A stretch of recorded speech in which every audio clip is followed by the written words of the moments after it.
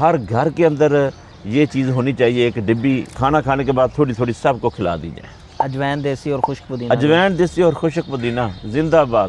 بچوں کو اب تو یہ یاد ہو گیا ہے، اور ہمارے متعلقین، ہمارے جو سامعین ہیں، ہمارے ناظرین ہیں، ہمارے پاس جو پہنچنے والے لوگ ہیں، وہ آ کر یہ بتاتے ہیں کہ ہمارے گھر میں یہ چیز کم از کم موجود ہے۔ یہ ایسی چیز ہے کہ اس نسخے کی بنا پر بہت سارے لوگ استفادہ کر چکے ہیں۔ اچھا یہ کن مریضوں کو زیادہ فائدہ دیتی ہے؟ یہ معدے کے عموماً تمام مریضوں کے لیے مفید ہے۔ اگر تو اس کے اندر آپ کالی مرچ، سونٹھ اور کالا نمک یہ بھی شامل کر دیں، یہ تیز ضرور ہو جائے گی، لیکن پھر یہ بلڈ پریشر کے مریضوں کے لیے ٹھیک نہیں رہے گی۔ اگر آپ چاہتے ہیں نا کہ بے ضرر نسخہ ہو، ایسا نسخہ کہ جو بلڈ پریشر کا مریض بھی آسانی سے استعمال کرے، اس کو پریشانی نہ ہو، تو وہ یہ اجوین دیسی خشک پودینہ پسا ہوا، یہ برابر وزن، یہ پیس کے رکھ لیں، یہ استعمال کر لیں، تو اس سے بہت اچھا رزلٹ ملے گا۔